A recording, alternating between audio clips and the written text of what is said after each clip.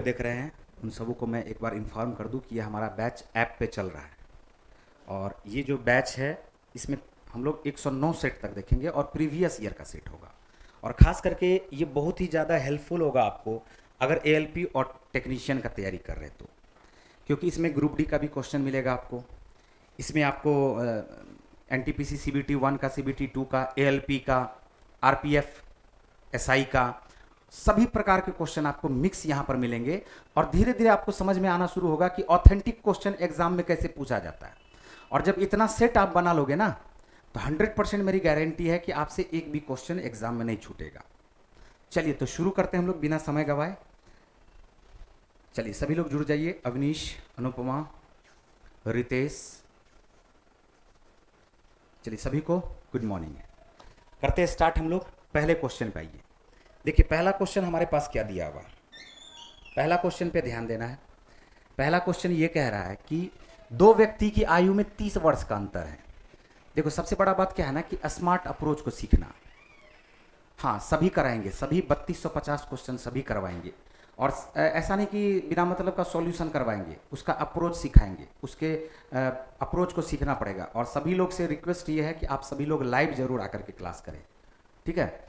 या recorded video भी available हो जाता है, जैसे ही लाइव खत्म होगा तो 3-4 घंटे उसको अपलोड होने में लगता है, तो वो आपको रिकॉर्डेड वीडियो भी मिल जाएगा, ठीक है। चलिए यहाँ पर सीखना है क्वेश्चन को। दो व्यक्ति की आयु में 30 वर्ष का अंतर है। यदि 5 वर्ष पहले बड़े व्यक्ति की आयु छोटे व्यक्ति की आयु से 3 गुनी थी। कितना वर्ष पहले? 5 वर्ष पहले 3 गुनी थी। ध्यान से समझना।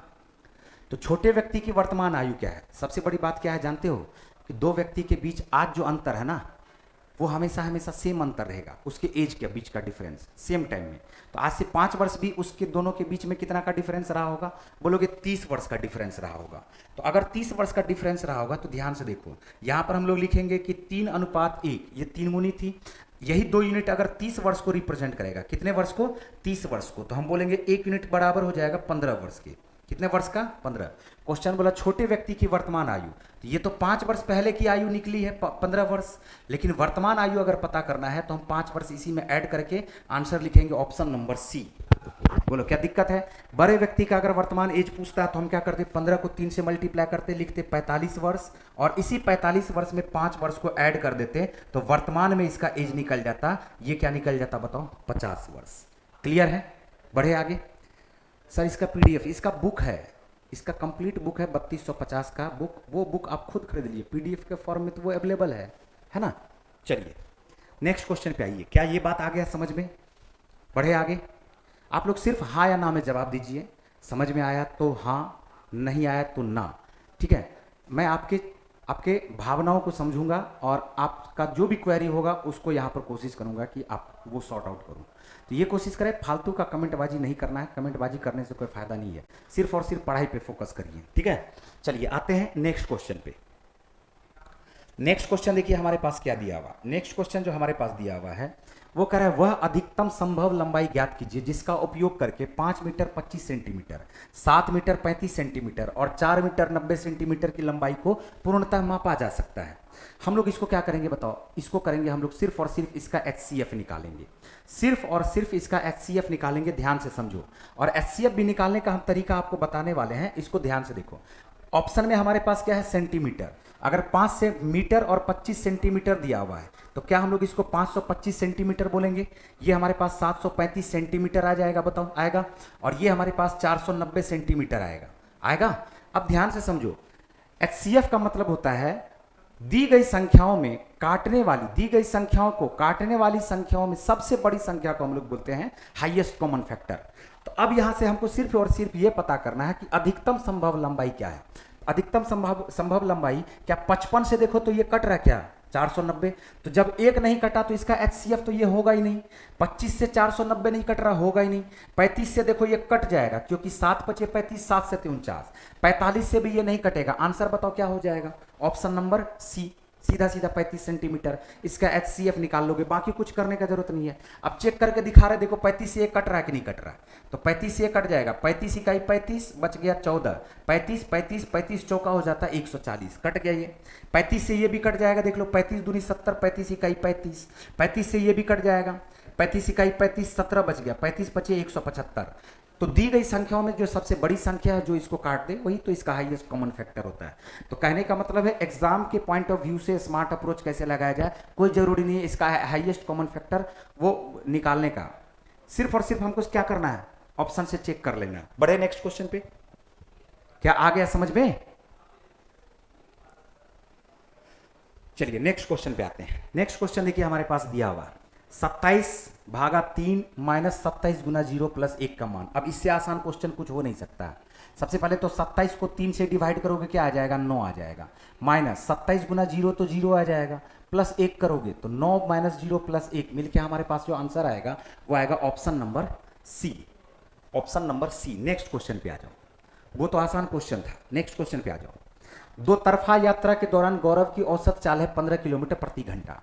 यदि वह जाते समय प्रति घंटे 20 किलोमीटर प्रति घंटा की दूरी से तय करता है तो लौटते समय उसकी चाल ज्ञात करे।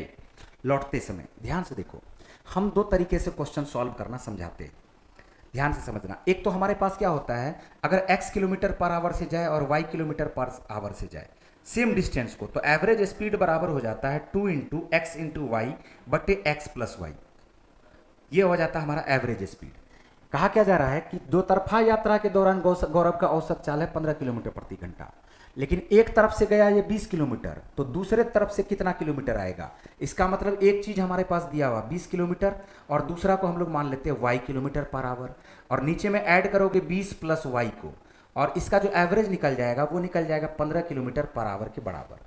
हम जब इसको सॉल्व करेंगे ध्यान से देखो, क्या ये 5 तिया 15 हो जाएगा, ये हमारे पास 5 चौका क्या आ जाएगा 20 आ जाएगा, 20 तिया 60 प्लस 3y, 3y प्लस हमारे पास आया है 60, और ये बराबर हो जाएगा 4 दूनी 8y के। बोलो आएगा? अब बताओ 8y में से 3y को घटाओगे तो ये 5y आया, और यही 5y बराबर हो जाएगा 60 के, तो y बराबर क्या आ जाएगा 12 किलोमीटर पर आवर। यानी आंसर हमारा क्या हो जाएगा ऑप्शन नंबर डी। दूसरा तरीका, दूसरा तरीका एक तो ये हो गया। दूसरा तरीका पे ध्यान दो। हाँ नीरज, जहां पे हमें जरूरत लगेगा कि थ्योरी का भी जरूरत है वहां पर भी हम लिख देंगे, ठीक है, टेंशन नहीं लेना। दूसरा तरीका हमारे पास क्या है कि पूरे औसत में है 15 किलोमीटर पर आवर, पूरा जो इसका एवरेज दिया हुआ ना वो 15 किलोमीटर पर आवर है। एक बार जा रहा है ये 20 किलोमीटर पर आवर से, और एक बार जा रहा है कितना किलोमीटर पर आवर से अपने को नहीं पता, ठीक है। लेकिन हम एक ऐसा संख्या मानते हैं जो 20 से भी कट जाए और 15 से भी कट जाए। क्या 15 और 20 दोनों से कटने वाली संख्या हमारे पास 60 किलोमीटर है क्या? तो हम बोलेंगे एक बार 60 किलोमीटर गया और एक बार 60 किलोमीटर ये वापस आया, तो टोटल जो हमारे पास आ जाएगा वो आ जाएगा 120 किलोमीटर। टोटल डिस्टेंस क्या आएगा बताओ 120। एक बार 60 किलोमीटर गया और एक बार 60 किलोमीटर आया, तो बताओ टोटल डिस्टेंस क्या आएगा 120 किलोमीटर। अगर टोटल डिस्टेंस 120 किलोमीटर जा रहा है और 15 किलोमीटर पर आवर का स्पीड है, तो बताओ क्या इसको टोटल 8 घंटे का समय लगेगा? बोलोगे हाँ सर इसमें तो 8 घंटे का समय लगेगा।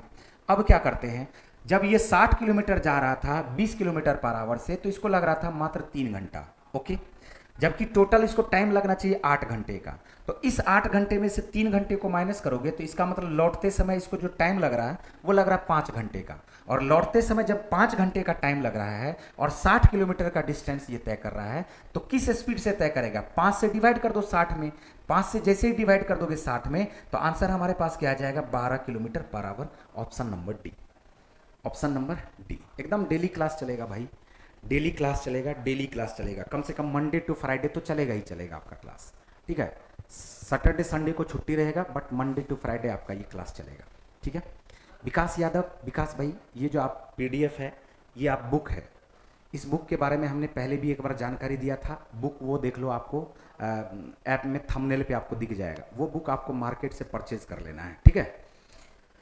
हाँ, इसका पीडीएफ बोलोगे, ये जो हमारे पास सॉल्यूशन है, अगर इसका पीडीएफ बोलोगे तो हम वो अपना लिखा वहाँ पर आपको अपलोड करवा देंगे। इसका सेम पीडीएफ जो आपका सॉल्यूशन का पीडीएफ है, जैसे ये सॉल्यूशन हो गया तो इसका पीडीएफ, इसका पीडीएफ, ये बात आ रहा समझ में। तो इस तरह से जो आपको पीडीएफ दिख रहा है ये सारा पीडीएफ हम सॉल्यूशन का भी उस पर अपलोड करा सकते हैं। बट ये कोशिश करो आप सभी लोग कि खुद से अपना बताओ, खुद से अपने हाथ से लिखने का कोशिश करो, इसके थ्रू मत रहो।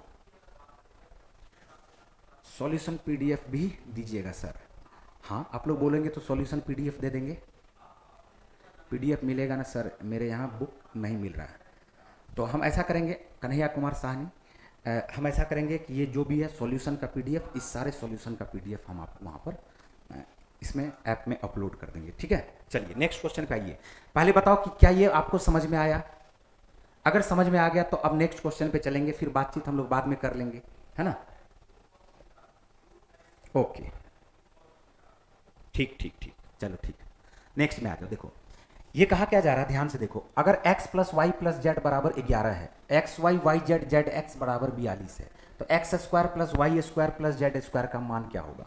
तो एक सेकंड का भी ये उत्तर नहीं है। 11 का करोगे स्क्वायर, 11 का करोगे स्क्वायर, माइनस 2 को कर दोगे 42 से गुना, तो 11 का स्क्वायर 121 होगा। 121 में से 84 को माइनस करोगे, आंसर आपके पास आ जाएगा 37, ऑप्शन नंबर बी। बट ये आपको समझ में तब आएगा जब आपको इसके बारे में बढ़िया से पता है।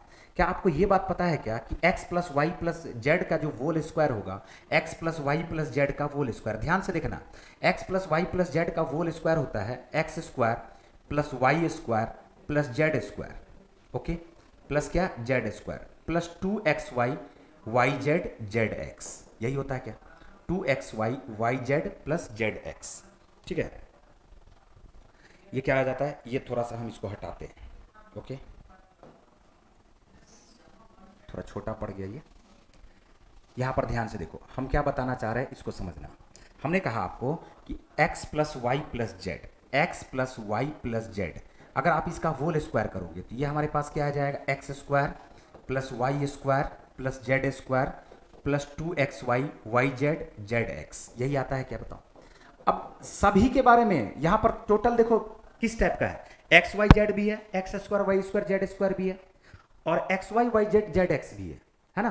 तो सभी के बारे में आपको समझ में आना चाहिए। जैसे देखो, अगर X square Y square Z square के बारे में पता करना हो, अगर हम लिखना चाहे X square plus Y square plus Z square, तो असल में बताओ तो फार्मूला क्या हो जाएगा, बोलोगे X plus Y plus Z का whole square, X plus Y plus Z का ये होल स्क्वायर हो जाएगा, और ये जो 2 into X Y Y Z Z X है ना, इसको माइनस कर दोगे, 2 into X Y Y Z और जेड एक्स, ये माइनस कर दोगे, ठीक है।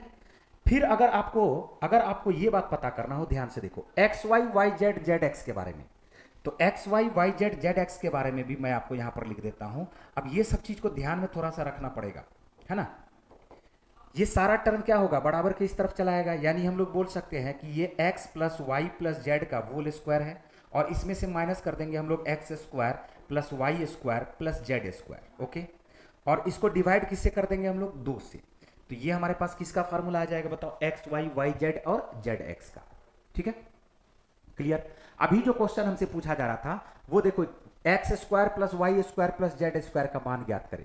तो बस अगर ये बात हमें पता है कि x plus Y plus Z का whole square minus 2 into X Y Y Z Z X होगा, तो आप कितना आसान है, हम 11 का करेंगे स्क्वायर, 11 का करेंगे, क्या करेंगे बताओ, स्क्वायर, 11 का करेंगे स्क्वायर और माइनस कर देंगे 2 गुना 42, 2 गुना क्या कर देंगे 42, आंसर हो गया। 121 में से 84 को माइनस कर दोगे तो हमारे पास जो आंसर आएगा वो आ जाएगा 37, ऑप्शन नंबर बी, क्लियर। तो ये इस फार्मूला बेस्ड था, बात आया समझ में। चलिए नेक्स्ट क्वेश्चन पे आते हैं, क्लियर है, अरे हाँ या ना।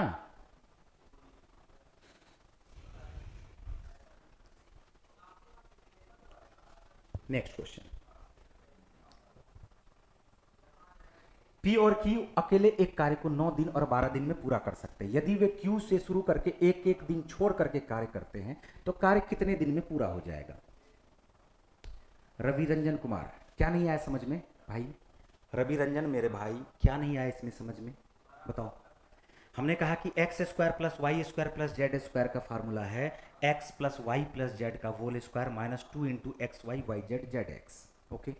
क्वेश्चन इसमें दिया हुआ X square plus Y square plus Z square बराबर क्या होगा, तो हमने क्या कहा, X square plus Y square plus Z square बराबर, तो X plus Y plus Z का होल स्क्वायर 11 का स्क्वायर माइनस 2 इंटू क्या आ जाएगा x Y Y Z Z x, तो 2 इंटू क्या आएगा 42। अब 11 का स्क्वायर 121 हो रहा है, उसमें से 84 माइनस करोगे, आंसर क्या आएगा बताओ 37, क्लियर। रीजनिंग का भी स्टार्ट होगा सर, हाँ जल्द ही रीजनिंग का भी स्टार्ट होने वाला है, ठीक है। नेक्स्ट पे आ जाओ, छठे नंबर पे।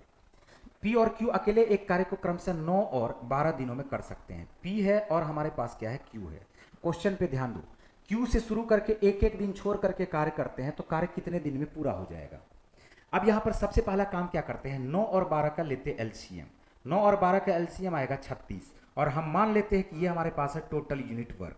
36 क्यों मानते हैं, क्योंकि हमारे पास जो इफिशियंसी आएगा पी का, हमारे पास जो इफिशियंसी आएगा क्यू का, वो एक फ्रैक्शन में ना आकर के एक पूर्णांक में है, इंटीजर में है। इसी वजह से हम लोग 9 से भी कटने वाला और 12 से कटने वाला, क्योंकि टोटल काम तो हमें पता है नहीं, तो टोटल काम ही हम ऐसा मान लेते हैं जो 9 से भी कट जाए 12 से भी कट जाए। तो टोटल वर्क हमने क्या मान लिया, 36। अब 9 दिन में अगर ये 36 काम करेगा तो बताओ इसका इफिशियंसी क्या हो जाएगा, 9 चौका 36, मतलब है एक दिन में ये कितना काम करेगा, 4। और 12 दिन में अगर ये 36 काम करेगा तो क्यू का एफिशिएंसी क्या हो जाएगा बताओ, 3। ठीक है, यहां तक सही है। पी का एफिशिएंसी 4 आया, क्यू का एफिशिएंसी 3 आया। क्यू से शुरू करके एक एक दिन छोड़ के कार्य करता है। पहला दिन करेगा क्यू, फिर किया पी, ओके, फिर कर रहा है क्यू, फिर कर रहा है पी, फिर कर रहा है क्यू, फिर कर रहा है पी। हमें पकड़ना पड़ता है रिपीटेशन को। क्या पकड़ना पड़ता है, रिपीटेशन को। तो हम क्या देख पा रहे हैं कि Q P, Q P, Q P, मतलब 2-2 दिन का रिपीटेशन चल रहा है। क्यू और पी दोनों मिलकर के 4 + 3 मिलकर के 7 यूनिट वर्क कर रहा है। 7 यूनिट जो वर्क कर रहा है वो कितने दिन में कर रहा है, मात्र 2 दिन में। ओके, हमें काम करवाना है 36, लेकिन 36 7 से नहीं कट रहा है। हम पहले काम करवाएंगे 35। कितना काम करवाएंगे बताओ, 35। तो 7 पचे अगर 35 हो रहा है तो 2 पंचे क्या हो जाएगा बताओ, 10। यानी हम बोल सकते हैं कि 35 यूनिट वर्क करने में इसको कितना टाइम लगेगा, 10 दिन का। लेकिन अभी भी हमारे पास 1 यूनिट वर्क बचा हुआ। कितना यूनिट वर्क बचा हुआ, 1 यूनिट। और एक बात हमें पता होना चाहिए कि रिपीटेशन खत्म होने के बाद जो पहला दिन आ रहा है वो कौन आ रहा है बताओ, क्यू। और क्यू का एफिशिएंसी क्या है, क्यू का एफिशिएंसी है 3।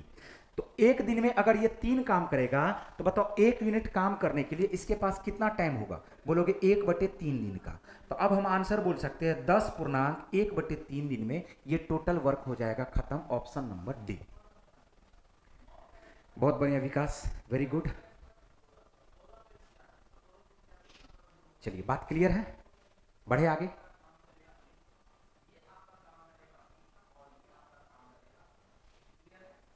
चलिए नेक्स्ट क्वेश्चन पे चलते हैं। नेक्स्ट क्वेश्चन देखो हमारे पास क्या दिया हुआ है। नेक्स्ट क्वेश्चन 7वां नंबर का, ये हमारे पास है 0.6। ये हमारे पास क्या दिया हुआ, 0.6। सिंप्लीफिकेशन का सिंपल सा ये क्वेश्चन है। ये हमारे पास है 0.6, रहने दो, या हम इसको इतना लिखेंगे भी नहीं, ठीक है। 0.6 है, चलो लिख देते हैं अभी, प्लस। अब ध्यान से देखना, क्या ये 0.81 है, इसका स्क्वायर रूट निकालोगे तो 0.9 आएगा क्या, 0.9 आएगा। अब यहां पर देखो एक बात गौर से, ये ब्रैकेट है, ये ब्रैकेट है, मतलब इस ब्रैकेट में सारा काम हमको एक साथ करना पड़ेगा। यहां पर माइनस लिखो। 144 का स्क्वायर रूट 12 होता है, 4 डिजिट है अंदर में, स्क्वायर रूट के अंदर में, तो बाहर में 2 डिजिट होगा, यानी 1.12। ओके, प्लस ये 4/5 हो जाएगा। ये देखो 0.4 है और डिवाइड किससे करना है, 0.5 से, तो 4/5 हो जाएगा। और 4/5 को हम लोग बोलते हैं 0.8। बोलेंगे क्या। अब देखो ये कितना आसान हो गया, कितना आसान हो गया, ध्यान से समझना। क्या ये 12 और 80 मिलकर के 92 हो जाएगा, और ये असल में क्या है, 90 है। बोलो है क्या। तो हमारे पास क्या है, 0.60। ठीक है, 90 में से 92 को अगर घटा दोगे तो इसका मतलब हमारे पास क्या आ रहा है, 0.02 माइनस में आ रहा है। अब 60 में से 0.02 को जैसे ही माइनस करोगे तो हमारे पास जो आंसर आएगा वो आ जाएगा 0.58, ऑप्शन नंबर सी। चलो बहुत बढ़िया, वेरी गुड। नेक्स्ट क्वेश्चन पे आते हैं, आसान क्वेश्चन था। समीकरण ax² plus x plus B बराबर 0 के मूल बराबर है, तो निम्नलिखित में से कौन सा सत्य है।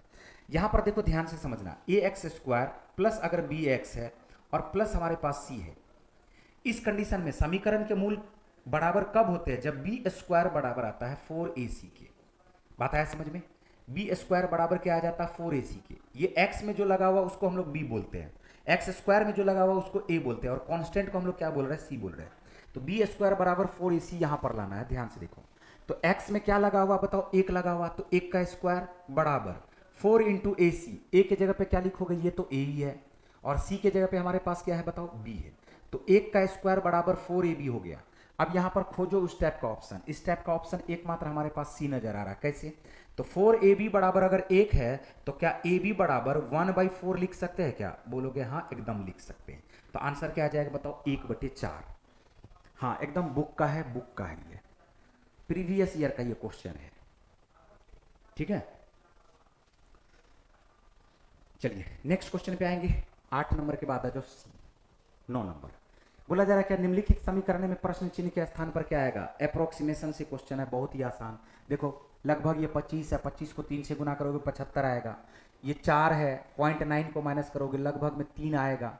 तो 25 या 75, 75 और 3 मिलके 78। ऑप्शन नंबर सी हो जाएगा इसका आंसर। कुछ करने का इसमें जरूरत नहीं है। देखो 25 या 75, 25 या क्या आ गया 75। 4.41 में से 0.9 घटाएंगे, 0.9 लगभग 1 के बराबर है। तो 4 में से 1 घटाओगे तो क्या आ जाएगा लगभग 3। 3 में अगर जोड़ोगे 75 को तो आंसर क्या आ जाएगा आपके पास 78। और बड़ा दूर दूर ऑप्शन है, बात आया समझ में। इसमें कुछ सोचने का संभावना नहीं है। नेक्स्ट क्वेश्चन पे आ जाओ। 1 वर्ष पूर्व साकेत और तिलक का आयु, यहां पर देखो ध्यान से। 1 वर्ष पहले, 1 वर्ष पहले कौन कौन है भाई, साकेत है और तिलक है। इसके आयु का अनुपात था हमारे पास 5:6। क्वेश्चन कह रहा है कि 4 वर्ष के बाद, 4 वर्ष के बाद इसके आयु का अनुपात हो गया है 6:7। तो बताना है कि साकेत की वर्तमान आयु क्या होगी। साकेत की वर्तमान आयु क्या होगी। देखो कितना आसान ये क्वेश्चन है। अब इससे आसान क्वेश्चन आपको धरती पे नहीं मिलेगा। यहां पर देखो ध्यान से समझने का कोशिश करना। हमने क्या कहा कि इसको हम लोग 2-3 तरीके से बना सकते हैं, लेकिन ये इतना आसान क्वेश्चन है कि इसमें हम क्या तरीका आपको समझा पाएंगे। ये देखो साकेत और जो तिलक है इसके बीच का जो डिफरेंस है, एज के बीच का डिफरेंस, वो हमेशा हमेशा क्या होगा बताओ, कांस्टेंट रहेगा, सेम रहेगा। तो यहां भी देखो 1 है और यहां भी हमारे पास क्या है 1 है। तो इसमें कांस्टेंट पहले से मौजूद है, हमको बैलेंस करने का जरूरत नहीं है। अब देखो क्या होता है कि साकेत जो 5 था अब 6 हो गया, तो हम बोलेंगे 1 यूनिट बढ़ा। और ये भी देखो पक्का 1 यूनिट बढ़ रहा है। कितना यूनिट बढ़ रहा है बोलोगे, 1 यूनिट बढ़ रहा है। 1 वर्ष पहले, आज से 1 वर्ष पहले और आज से 4 वर्ष बाद, तो क्या हम बोलेंगे टोटल 5 वर्ष बढ़ रहा है ना। टोटल कितना वर्ष बढ़ रहा है 5 वर्ष। और यही 1 यूनिट अगर 5 वर्ष को रिप्रेजेंट करेगा तो बताओ, 1 यूनिट अगर 5 वर्ष को रिप्रेजेंट करेगा तो बताओ साकेत क्या 5×5 = 25 वर्ष हो जाएगा क्या बताओ। और साकेत ये तो 1 वर्ष पहले ना 25 वर्ष का है, तो वर्तमान में आने के लिए हमें क्या करना पड़ेगा, हमें 1 वर्ष को ऐड करना पड़ेगा। ऑप्शन नंबर डी आपका आंसर होगा 26। बहुत बढ़िया, वेरी गुड। विश्वजीत, सोनू, असम, सभी का आंसर एकदम सही है, वेरी गुड। नेक्स्ट क्वेश्चन पे आ जाओ। इनमें से कौन सा द्विघात समीकरण है। द्विघात समीकरण बताओ। द्विघात समीकरण अभी अभी बता रहे थे ax² + bx, अब प्लस क्या होगा बताओ c के। तो यहां पर द्विघात समीकरण में क्या होता है, पावर में क्या रहना चाहिए 2। क्या यहां पर पावर में कहीं पे 2 नजर आ रहा है क्या, नहीं। यहां पर पावर में 2 नजर आ रहा है, देखो x² है ना। तो ये हो सकता है, ये होगा, यही होगा। यहां स्क्वायर तो है लेकिन यहां पर क्यूब भी है, तो ये द्विघात समीकरण नहीं हुआ। यहां पर पावर 1/2 है, ये द्विघात समीकरण नहीं होगा। तो आंसर इसका कौन सा होगा 2। और 2 कहां पे है, 2 यहां पे है। देखो ऑप्शन नंबर डी में है 2। ऑप्शन नंबर किस में है, डी में है 2। ठीक है। किसी घन के एक फलक का परिमाप है 24, उसका आयतन ज्ञात करना है। आंसर 216। कैसे हो गया आंसर 216, देखो कितना आसान सा क्वेश्चन है। एक फलक है 24, तो फलक का मतलब तो हम लोग चारों तरफ चारों भुजाओं का योगफल देखेंगे ना। तो अब चारों भुजाओं का योगफल 24 है, तो प्रत्येक भुजा कितने कितने के बराबर, 6 के बराबर आया। कितने के बराबर आया, 6 के बराबर। तो एक भुजा अगर 6 सेंटीमीटर के बराबर आया तो बताओ उसका क्यूब कर देंगे तो क्या आयतन नहीं निकलेगा। 6 का क्यूब होता है क्या है बताओ, 6 का क्यूब क्या होता है बोलोगे 216। नेक्स्ट, 36 सेंटीमीटर को किलोमीटर में बदले। Milli centi, decimetre, deca, hecto, kilometre, यही तरीका है। मिली सेंटी 10 सेंटीमीटर, 10 मिलीमीटर बराबर होता है 1 सेंटीमीटर के। 10 सेंटीमीटर बराबर होता है, ध्यान से देखो, 10 मिलीमीटर बराबर 10 मिलीमीटर बराबर होता है 1 सेंटीमीटर के। कितना सेंटीमीटर के, 10 सेंटीमीटर बराबर हो जाता है हमारे पास 1 डेसीमीटर के। और 10 डेसीमीटर बराबर हमारे पास हो जाता है 1 मीटर के। 10 मीटर बराबर हो जाता है 1 डेकामीटर के। किसके, 1 डेकामीटर के। ओके, 10 डेकामीटर बराबर हो जाता है, डेकामीटर बराबर हो जाता है 1 हेक्टोमीटर के, 1 हेक्टोमीटर के। ओके, और 10 हेक्टोमीटर बराबर हो जाता है हमारे पास 1 किलोमीटर के। अब रिलेशन को अगर समझोगे तो देखो, सेंटीमीटर से मीटर में चेंज करने के लिए 10 × 10 करना पड़ेगा क्या। हम लोग बोल सकते हैं 100 सेंटीमीटर बराबर क्या हो जाएगा 1 मीटर के, बोलो होगा क्या। और 1000 मीटर बराबर हमारे पास जो हो जाता है वो हो जाता है 1 किलोमीटर के, बोलो हो रहा है। देखो 10 × 10 × 10 × 10, तो सेंटीमीटर से डायरेक्ट किलोमीटर में चेंज करना है तो 100 गुना 1000 से डिवाइड कर देंगे। 100 गुना 1000 से क्या करेंगे बताओ, डिवाइड कर देंगे। ये 36 सेंटीमीटर है। 100 गुना 1000 से डिवाइड करने का मतलब है 1100 से डिवाइड करना, या 100,000 से। 1 2 3 4 5 5 डिजिट पहले दशमलव रखोगे, यहां पर आएगा 0.00036। आंसर क्या हो जाएगा, 0.0036 किलोमीटर। Option number D. चलो बहुत बढ़िया, वेरी गुड।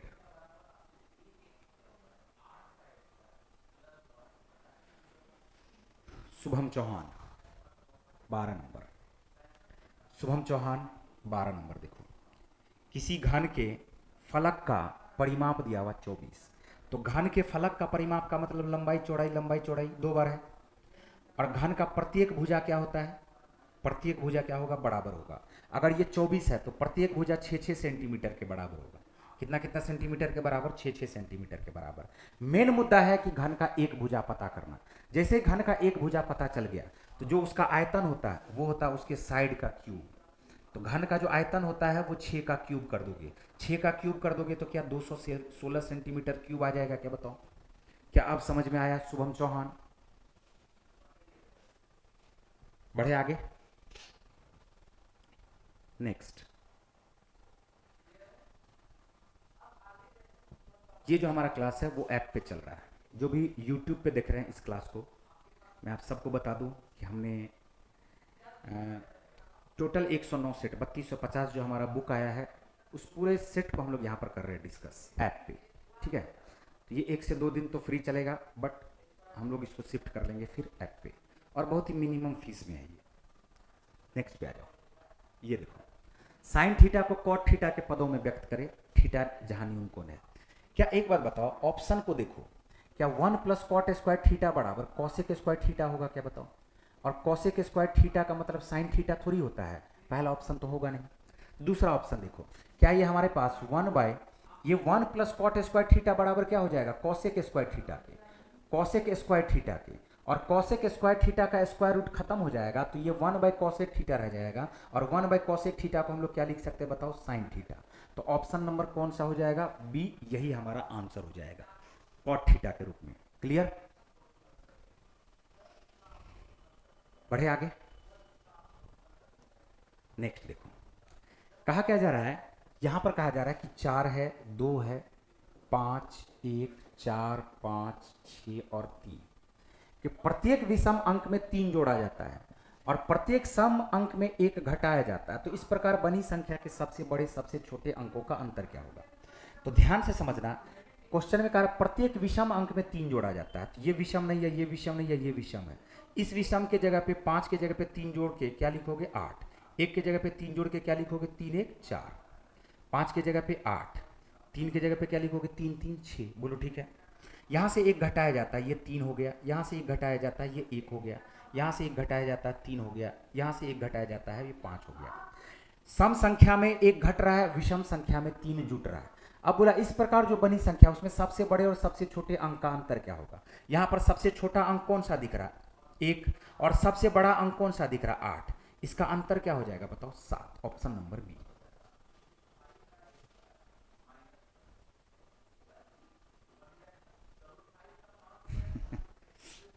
यूट्यूब पे नहीं चलाइए, कंपटीशन बढ़ जाएगा।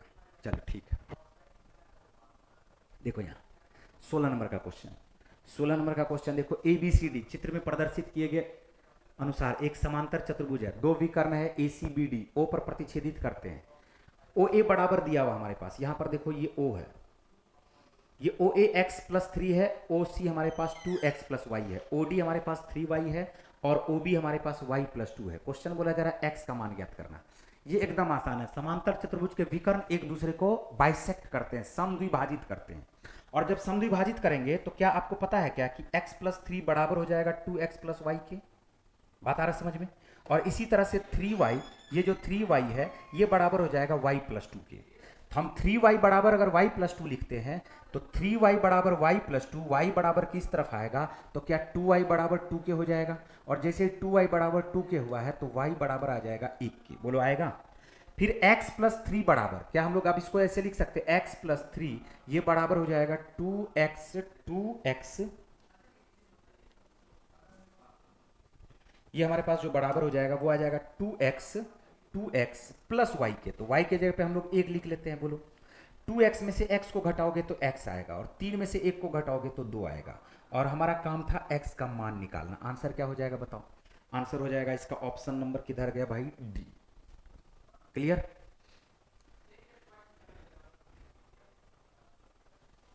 चलिए नेक्स्ट क्वेश्चन पे आइए। अरे इसका पीडीएफ कहाँ मिलेगा? पीडीएफ नहीं, इसको आपको बुक के रूप में खरीदना है। बुक का सॉल्यूशन करवा रहे हैं। 3250 प्लस बुक जो आया हमारा वॉल्यूम 1 का, उसी को हम लोग यहाँ पर सॉल्व करवा रहे हैं। ठीक है, तो आप बुक खरीद लीजिए, उसी में पीडीएफ आपको मिल जाएगा। देखो यदि ए है 40 डिग्री, बी है 70 डिग्री, बहिष्कोण ए का, तो बहिष्कोण ए का बी से हमको कोई मतलब ही नहीं है। बहिष्कोण ए का बोला तो 180 में से 40 घटा दोगे, 140 डिग्री आंसर हो जाएगा।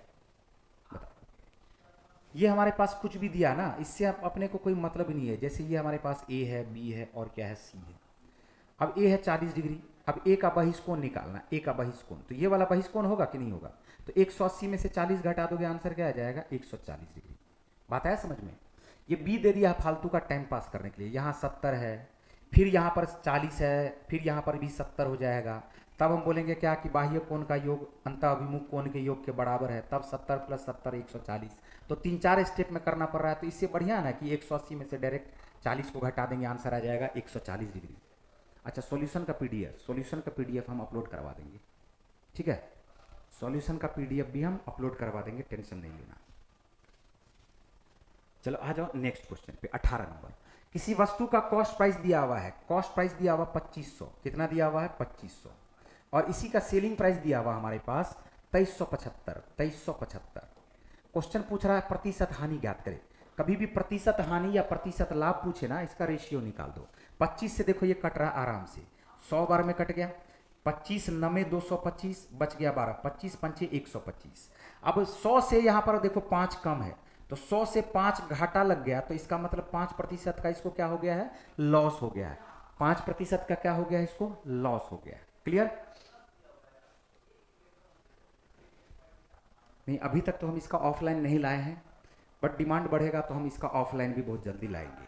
ठीक है, बट हमारा जो टेस्ट चलता है सुबह में 8 से 9, सुबह में हमारा मैथमेटिक्स का एक टेस्ट चलता है ऑफलाइन में, और बहुत ही बेहतरीन सेट चलता है। उसमें प्रत्येक दिन हम लोग 20 क्वेश्चन देते हैं, 15 मिनट का टाइम देते हैं, जिसमें स्टूडेंट 15 मिनट में इसको सॉल्व करते हैं, और उसके अगले 45 मिनट में मैं उसको सॉल्व करवाता हूँ बेस्ट डिस्कशन के साथ। ठीक है, चलिए। एक क्रम में व्यवस्थित 11 संख्याओं का औसत है 41, पहली 5 संख्याओं का औसत है 18, अंतिम 5 संख्याओं का औसत है 64। छठी संख्या ज्ञात करें। यहां पर देखो ध्यान से, 11 संख्या है, 11 संख्या का एवरेज दिया हुआ 41, शुरू वाला 5 संख्या का एवरेज दिया हुआ है, शुरू वाले 5 संख्या का एवरेज दिया हुआ 18, और अंतिम वाले 5 संख्या का भी एवरेज जो दिया हुआ वो दिया हुआ हमारे पास, वो दिया हुआ 64। तो क्वेश्चन पूछ रहा छठी संख्या ज्ञात करें। छठी संख्या को एक बार भी गिना ही नहीं, तो नहीं गिना तो हम लोग क्या करते हैं, ध्यान से देखो। हम लोग यहाँ से देखते हैं 41 से ये कितना कम है, तो बोलोगे 41 से तो ये 23 कम है, 23 कम है 5 में, ओके। और 41 से ये कितना ज़्यादा है, बोलेंगे 23 ज़्यादा, और 23 ज़्यादा है 5 में। अरे 23 गुना 5 प्लस में है, 23 गुना 5 माइनस में है, कट गया। छठा संख्या पे कोई फर्क नहीं पड़ा। तो जो छठा संख्या है ना, छठी संख्या, उस छठी संख्या का एवरेज डायरेक्ट 41 ही रहेगा। क्या बात आया समझ में? एक तरीका हमारे पास ऐसा भी है, 41 संख्या है, 11 संख्याओं का एवरेज 41 है, तो कुल हो जाएगा 41 गुना 11, बोलो होगा।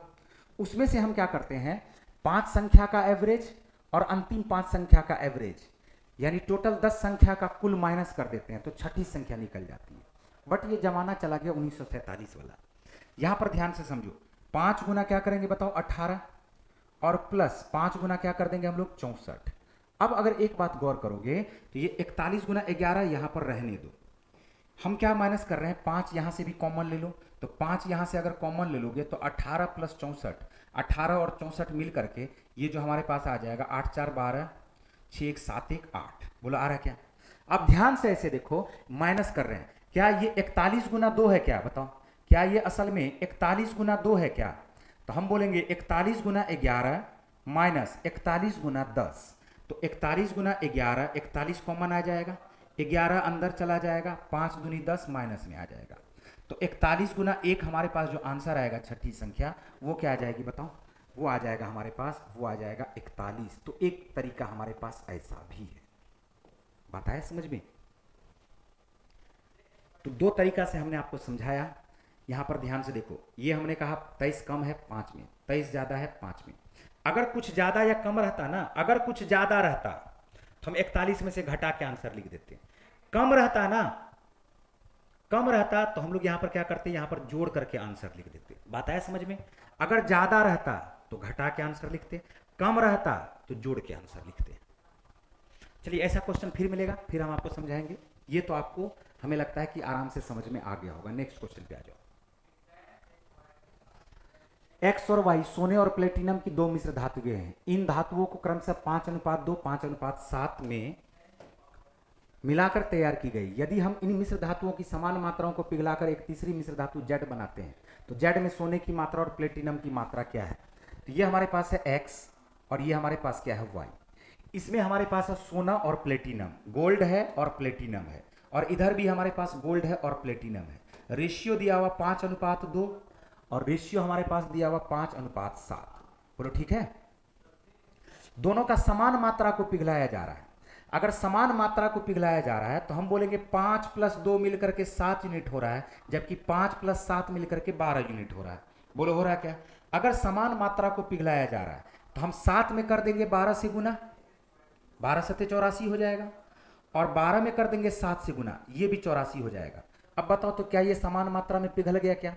हम बोलेंगे गोल्ड से गोल्ड को मिला दीजिए, प्लेटिनम से प्लेटिनम को मिला दीजिए।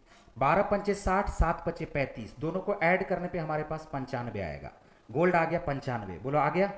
इसके बाद 12 दूनी 24, 7 सत्ते 49, ये हमारे पास आ जाएगा 12 दूनी 24, 7 सत्ते 49, 73।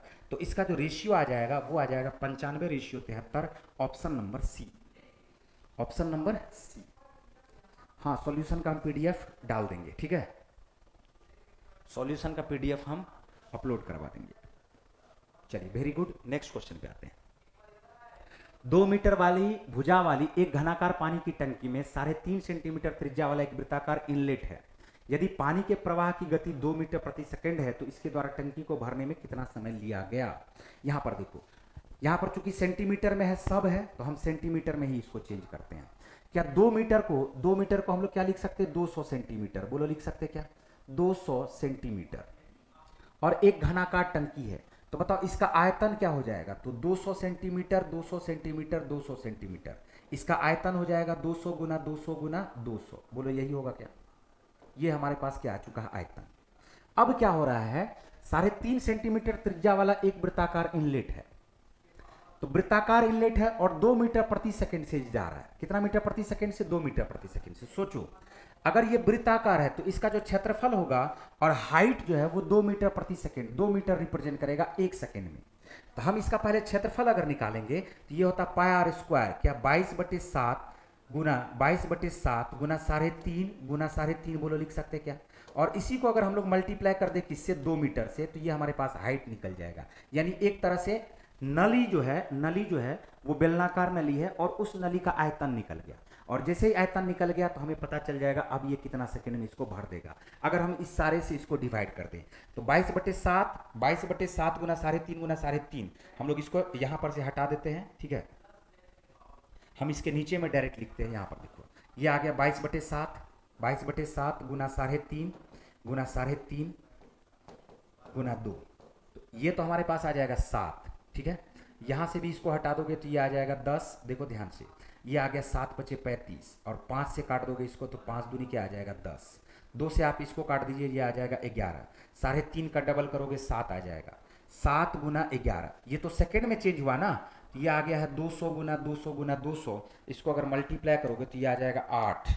8 पर कितना जीरो, ये 2 मीटर है, 2 मीटर को भी चेंज करना पड़ेगा। 2 मीटर को चेंज करोगे सेंटीमीटर में तो 2/100 लिखना पड़ेगा, 200 लिखना पड़ेगा। ओह, ये 2 मीटर है, तो 2 मीटर है तो हम इसको किससे मल्टीप्लाई करेंगे, सभी को सेंटीमीटर में चेंज किए हुए। बोलो ठीक है। अब 3 दूनी क्या हो गया, 3.5 दूनी 7, और ये दोनों जीरो क्या हो जाएगा, इससे कट जाएगा। तो ये 7 हो गया, 7 गुना 11 77, 2 दूनी 4, 4 दूनी 8, 8 पे कितना जीरो आ गया है, 4 जीरो। 8 पे कितना जीरो आ गया है, ये 4 जीरो, ठीक है, 1 2 3 और 4 जीरो। अब हमारे पास क्या आ जाएगा, 11 सत्ते 77। अब डिवाइड करना शुरू करो, डिवाइड करना शुरू करोगे तो ये भी हमारे पास सेकंड में आएगा। सेकंड को भी मिनट में चेंज करना चाहोगे तो सेकंड को भी मिनट में चेंज करना चाहोगे, क्योंकि ऑप्शन दिया हुआ मिनट में है, तो हमारे पास ये कट जाएगा, देखो कट गया, ये हमारे पास 3 आएगा, एक बार और काट दो इसको, तो ये हमारे पास आ जाएगा 4000। 4000 को डिवाइड हम किससे कर देंगे बताओ, 77 तिया 7 तिया 21, क्या 231 होगा, क्या 231 इकाई, 231 काटना शुरू करो, ये हमारे पास 9 आएगा, ये हमारे पास आ जाएगा 6 और ये आएगा 1। एक बार और करते हैं, तो ये 7 दूनी 14, लगभग में देखो 17 आया, 17 आया, तो ये हो नहीं सकता, ये हो नहीं सकता, ये हो नहीं सकता, ऑप्शन कौन सा होगा, सी। विकास यादव, क्वेश्चन का लेवल हमारे पास नहीं है क्वेश्चन की, हम बढ़ा दे, हम जो ऑफलाइन में क्लास लेते हैं ना, आकर के देखो क्वेश्चन का लेवल कितना अप रहता है। बट यहां पर ध्यान से देखो, ये प्रीवियस ईयर का क्वेश्चन है, जो एग्जाम में पूछा उस क्वेश्चन को हम यहां पर बता रहे हैं, तो उसमें हम क्वेश्चन को क्या लेवल बताएं, ठीक है, उसमें हम क्वेश्चन का क्या लेवल बढ़ाएं।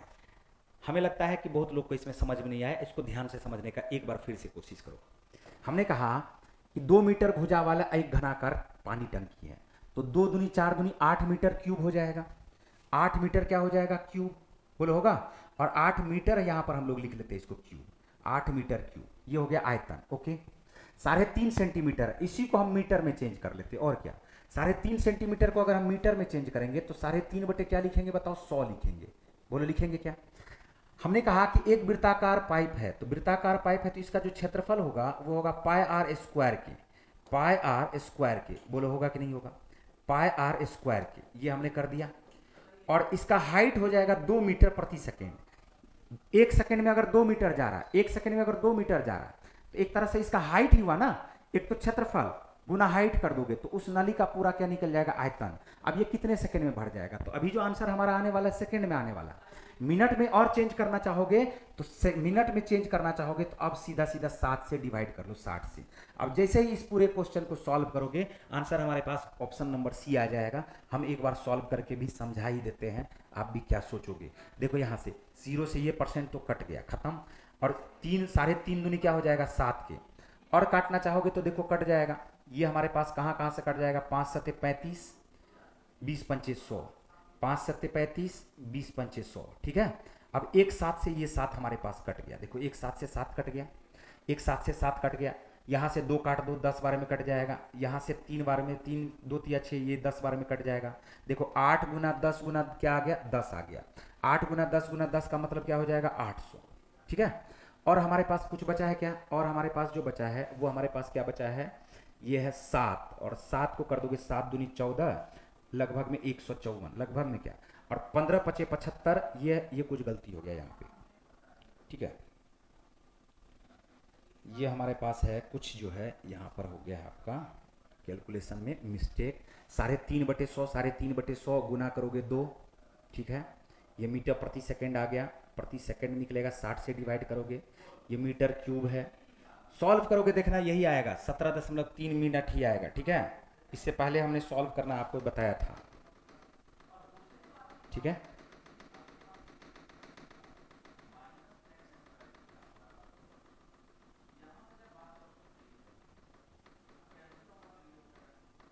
देखो ये है ना, चलो नेक्स्ट पे आ जाओ, 21 नंबर के बाद आ जाओ 22 नंबर।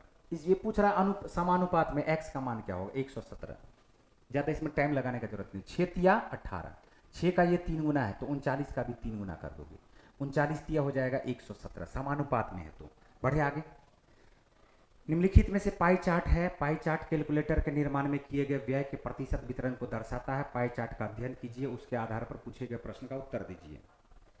ये देखो ये छूट गया, यहाँ पर जो है इसमें छूट गया, ये प्रत्यक्ष श्रम वाला है, ये प्रत्यक्ष श्रम वाला है, और प्रत्यक्ष श्रम जो है वो 24% को रिप्रेजेंट कर रहा है। 500 कैलकुलेटर का निर्माण किया जाता है, उन पर प्रत्यक्ष श्रम लागत है 1 लाख रुपया। तो कैलकुलेटर का विक्रय मूल्य कितना रखा जाए ताकि निर्माता को 44% का प्रॉफिट हो सके। देखो निर्माता को 44% का प्रॉफिट हो सके, ध्यान से सुनो, 24% बराबर क्या हो जाएगा, 24% है ना, 24%, ये 24% किसके लिए है बताओ, 1 लाख के लिए। तो हम लिखेंगे 1 लाख बटे 24, 1 लाख बटे क्या 24, ये 24% 1 लाख के लिए है ना। बताओ टोटल कैलकुलेटर है 500, तो 500 से भी डिवाइड कर दीजिए, प्रत्येक कैलकुलेटर का दाम पता चल जाएगा। और बोला है इसको 44% का प्रॉफिट चाहिए, अगर 44% का प्रॉफिट चाहिए तो 144 बटे 100 कर दो, आंसर आ जाएगा। बात आया समझ में।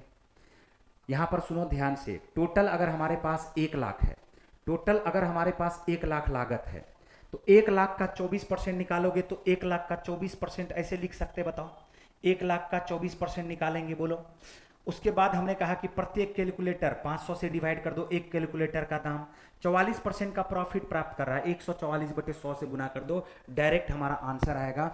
सॉल्व करो, 0 0 0 0, 4 0 कट गया, 1 2 3 4 0 कट गया, 24 को कर दोगे 24 छाके 144, ओके, और 5 को कर दोगे 2 से गुना, 24% हमने यहाँ पर 100 नहीं लिखा था तो 100 से कर दोगे मल्टीप्लाई, 6 को 2 से मल्टीप्लाई करोगे, आंसर आएगा 1200। क्लियर। यहां देखो सुनो भाई,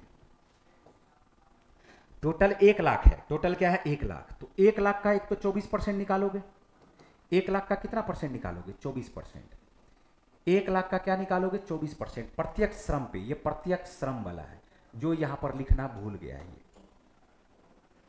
ठीक है। तो 24% हमने 1 लाख का निकाला, 1 लाख का। अब क्या हो रहा है, ये तो 500 कैलकुलेटर का दाम है ना, कितना कैलकुलेटर का दाम है 500 कैलकुलेटर का, तो कॉस्ट प्राइस हमारे पास क्या पड़ गया बताओ, पहले तो कॉस्ट प्राइस ही पहले निकाल लो, कॉस्ट प्राइस ही हम निकाल करके दिखा देते हैं। परसेंट से 2 जीरो कट गया, 2 जीरो से ये 2 जीरो कट गया, 5 से 5 को 2 से मल्टीप्लाई करोगे 5 दूनी 10, तो ये हमारे पास क्या आ गया 24 दूनी 48, 24 दूनी 48, ठीक है, 24 दूनी क्या आ गया 48। या हमने क्या कहा था, ध्यान से समझो, समझने का इसको कोशिश करो। सर यूट्यूब में चल नहीं रहा क्या, चल रही है क्या, 120 नहीं होगा 1200 होगा। ये देखो यहां पर क्या है ना, ये छूट गया है मेरे भाई, समझे, ये प्रत्यक्ष श्रम वाला है, प्रत्यक्ष श्रम वाला है, और क्वेश्चन में बोला है प्रत्यक्ष श्रम पर लागत 1 लाख है, प्रत्यक्ष श्रम पर लागत 1 लाख है, तो क्या हम लोग बोल सकते हैं 24% बराबर, निकालना नहीं है ये टोटल नहीं था, हम लोग क्या बोल सकते हैं 24% बराबर 1 लाख के, बोलो 24% बराबर जब 1 लाख के बोलेंगे तो बताओ क्या हम लोग 24% बराबर 1 लाख के, इकाई दहाई सैकड़ा, चलो ठीक है ये हो गया 1 लाख। एक कैलकुलेटर का दाम 500 से डिवाइड करेंगे क्या, बताओ 500 से क्या करेंगे डिवाइड करेंगे, ठीक है, तो हमें पता करना है 144%, कितना परसेंट 144%, तो 24% बराबर ये दिया हुआ है, तो हम निकालेंगे 144%, कितना परसेंट 144%। अब इससे आसान सॉल्यूशन कुछ नहीं हो सकता है, यहां पर देख लो ध्यान से, क्या 24 का ये 6 गुना है क्या, बताओ 24 का ये कितना गुना है 6 गुना है, हम जब 500 से काटेंगे तो ये दोनों जीरो कट जाएगा, 500 से काटोगे तो क्या 200 आएगा क्या, बताओ, तो 24% अगर 200 के बराबर हुआ तो 144% बराबर क्या होगा, देखो 6 गुना हुआ, तो 6 को 200 से गुना करोगे तो क्या 1200 आएगा क्या। अब भी अगर बात नहीं आया समझ में, तो अब हम क्या कर सकते हैं बताओ, क्या बात आया समझ में अब भी। नेक्स्ट क्वेश्चन पे चलो। चार्ट वर्ष में 2042 से लेकर के 2012 से लेकर 2016 तक विभिन्न वर्षों के दौरान संगठन के उत्पादन को दर्शाता चार्ट का अध्ययन करें, पूछे गए प्रश्न का उत्तर दें। तो यहां पर क्वेश्चन देखो बहुत आसान है, 2015 से 2016 तक उत्पादन में हुई प्रतिशत वृद्धि, 2015 में था 12.6, 2015 में क्या था 12.6, और 2016 में हो गया है 18.9। तो हम क्या बताओ इसको आराम से कर सकते हैं, 63 का दुगुना है ये और 63 का ये तिगुना है, कितना का फायदा हो रहा है, कितना का प्रॉफिट हो रहा है, कितना का वृद्धि हो रहा है, बोलोगे 1 का वृद्धि हो रहा है 2 में, आंसर क्या आएगा 50%, आंसर क्या आ जाएगा बताओ 50%। क्लियर। नेक्स्ट क्वेश्चन, दो संख्याओं का योग 430 है, उसका HCF 43 है, निम्नलिखित में से कौन सी संख्या सही संख्या युग में है।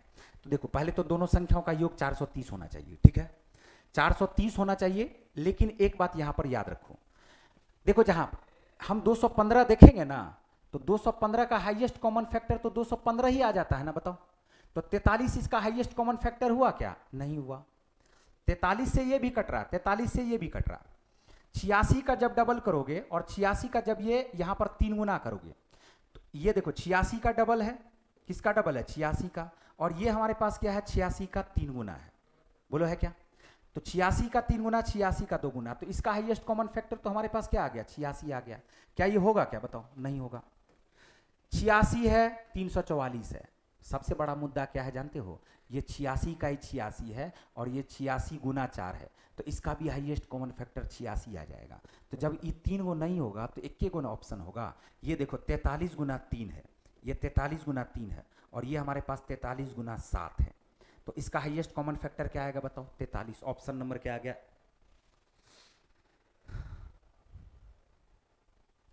रितेश पाल और अरशद, कौन सा क्वेश्चन रिपीट कर दे बताओ? कौन सा क्वेश्चन रिपीट कर दें? अगर इस क्वेश्चन को ऐसे बनाओगे, यहां पर देखो, तो मान के चलते कि पहली जो संख्या है वो हमारे पास है 43A। ये 43 हाईएस्ट कॉमन फैक्टर है और इसका एक गुणनखंड है, और दूसरी संख्या हमारे पास है 43B, हाईएस्ट कॉमन फैक्टर है और दूसरा गुणनखंड है। अगर इस दोनों का योगफल दिया हुआ तो 43A प्लस 43B का योगफल, क्या A प्लस B बराबर हमारे पास 430 आएगा? तो यहाँ से A प्लस बी का जो वैल्यू आएगा वो 10 आएगा। A अगर 1 है तो B हमारे पास क्या होगा? 9। ऐसा हो सकता है? बोलोगे हाँ। अगर 2 है ये 8 हो सकता है, लेकिन ऐसा नहीं होगा, क्योंकि 2 और 8, A और B जो है ये को प्राइम नंबर होगा, सअभाज्य संख्या होगा, तो 2 8 नहीं होगा। क्या 3 और 7 भी हो सकता है? क्या बताओ? 3 और 7 बोलोगे हाँ हो सकता है। 4 और 6 हो सकता है? क्या बोलोगे? नहीं हो सकता, को प्राइम नंबर नहीं है। 5 और 5 हो सकता है? क्या बोलोगे? नहीं हो सकता, को प्राइम नंबर नहीं है। तो हमारे पास असल में 2 ये पेयर बना। एक तो एक संख्या हमारे पास बनेगा, एक संख्या बनेगा 43 गुना 1 और दूसरी संख्या बनेगा 43 गुना 9। तो इसका भी हाईएस्ट कॉमन फैक्टर 43 होगा और दोनों का योगफल 430 होगा, जो ऐसा क्वेश्चन में नहीं दिया हुआ। लेकिन एक हमारे पास 43 गुना 3 भी होगा और एक हमारे पास 43 गुना क्या होगा? 7 होगा। ये हमने बिल्कुल बेसिक से बताया। तो 43 गुना 3 129 आ रहा, 43 गुना 7 301 आ रहा। ऑप्शन कौन सा हो जाएगा? डी। हाँ, ALP का टेस्ट सीरीज एकदम चलता है विकास। 22 नंबर, 24 नंबर का पूछ रहे हैं, 24 नंबर का पूछ रहे हैं। 24 नंबर का थोड़ा सा देखो। 2015 से 2016 तक उत्पादन में हुई प्रतिशत वृद्धि कितनी थी? 2015 में देखो बढ़िया से, क्या 12.6 था क्या? और 2016 में देखो 18.9 था क्या? तो 2015 में 12.6, 2016 में 18.9, दशमलव से दशमलव हट गया। 63 का दुगुना है और 63 का ये तिगुना है। 2 से 3 हो गया, कितना बढ़ गया? बोलोगे 1 बढ़ गया। 1 बढ़ा है कितना में? 2 में। तो अगर 1 बढ़ा है 2 में तो परसेंटेज वैल्यू क्या होगा इसका? 50%, या 100 से गुना कर दो। नेक्स्ट क्वेश्चन पे आ जाओ। 2000 की राशि पर 8.25% वार्षिक दर से 7 फरवरी 2022 से 20 अप्रैल 2022 तक, देखो 73 दिन कभी भी आ जाए ना, याद रखना, 73 दिन कभी भी आ जाए तो ये 1/5 वर्ष होता है। 73 का डबल करोगे ये हमारे पास आ जाता है 146 दिन। अगर 146 दिन आ जाए तो ये हमारे पास 2/5 वर्ष होता है। 73 का 3 गुना करोगे तो ये हमारे पास 219 दिन होता है। 200 क्या होता है? 19 दिन। ये हमारे पास 3/5 वर्ष हो जाता है। 73 का 4 गुना करोगे ये आ जाएगा 292 दिन, और इसको हम लोग 4/5 वर्ष बोलते हैं। बोलो है क्या? यहाँ पर ध्यान से देखो, 7 फरवरी 2022 कोई लीप ईयर है नहीं, तो 28 तारीख तक होगा। तो फरवरी में अगर हम लोग बात करें, फरवरी में 7 फरवरी को ब्याज लिया है, तो 28 में से अगर हम लोग 7 घटा दें तो असल में ब्याज कितना दिन के लिए लगा बताओ? 21 दिन के लिए।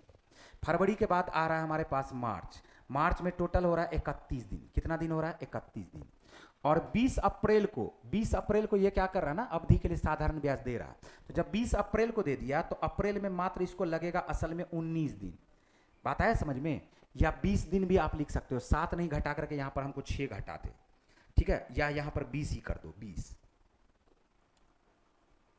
हालांकि एक बात याद रखना, एक बात मैं आपको समझा दूं कि जिस दिन कोई उधारी लेता है ना, उस दिन से ब्याज चालू हो जाता है, और जिस दिन कोई उधारी देता है उस दिन का ब्याज नहीं लगता है।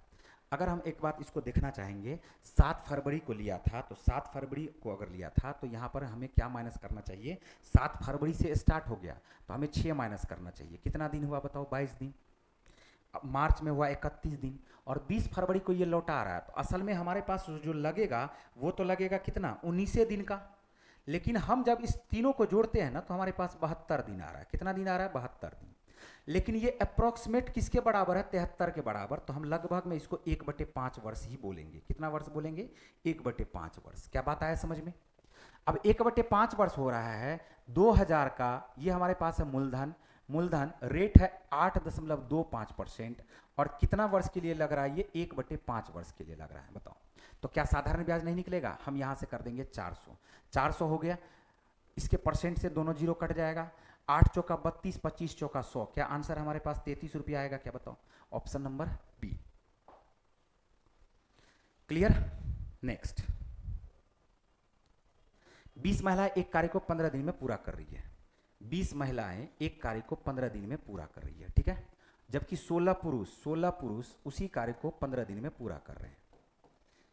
तो सेम काम को पूरा कर रहा है, तो दोनों क्या हो जाएगा बताओ, बराबर। सर ये एक बार बोलिए, पूजा विश्वकर्मा क्या बोले,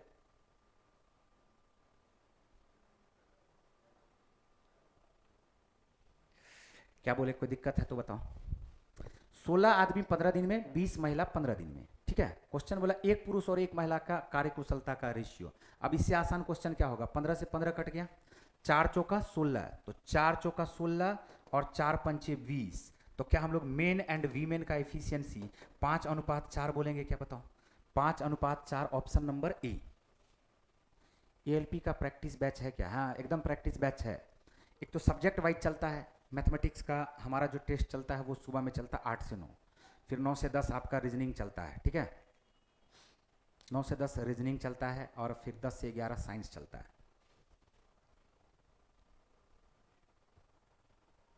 चलो बाद में इसको देख लेना। नेक्स्ट क्वेश्चन पे आ जाओ, नेक्स्ट क्वेश्चन पे आ जाओ। जॉन ने एक लैपटॉप उसके अंकित मूल्य पर 25% की छूट पर खरीदा।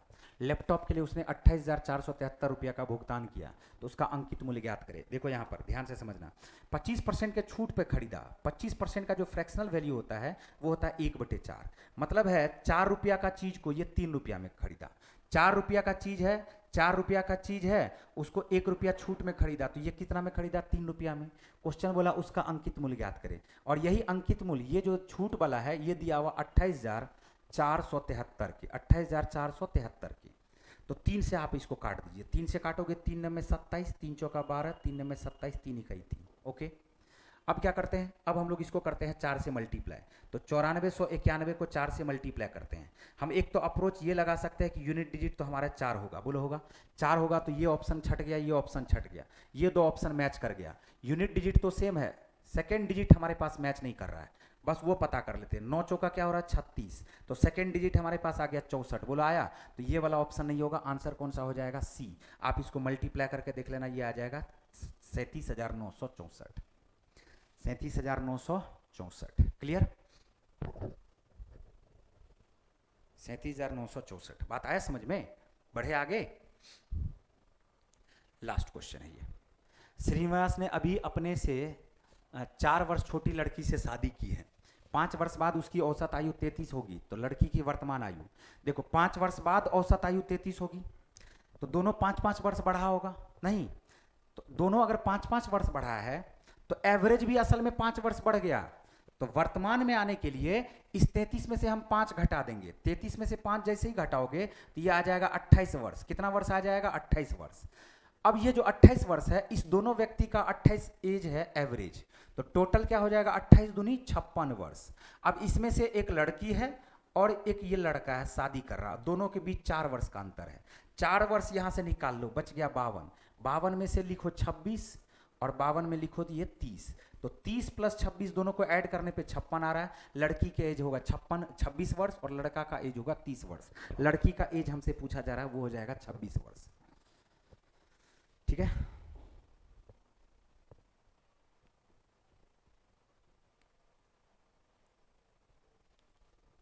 क्या बात है समझ में, अरे 26 नंबर में कुछ है जी, हैं। फरवरी में कितना दिन हुआ, 22 दिन। मार्च में कितना दिन हुआ, 31 दिन। अप्रैल में कितना दिन हुआ, 19 दिन। टोटल मिलके हमारे पास कितना हुआ, 72 दिन। हमने कहा ये लगभग में 73 दिन के बराबर होगा। इसको हम लोग क्या बोलते हैं, 1/5 वर्ष। अब इतना तो पता ही होगा कि साधारण ब्याज बराबर होता है मूलधन गुना दर गुना समय बटे 100 होता है ना, तो मूलधन गुना दर गुना समय बटे 100 कर लोगे, देखना 33 आ जाएगा। बात क्लियर, चलिए ओके, फिर मिलते हैं हम लोग अब कल।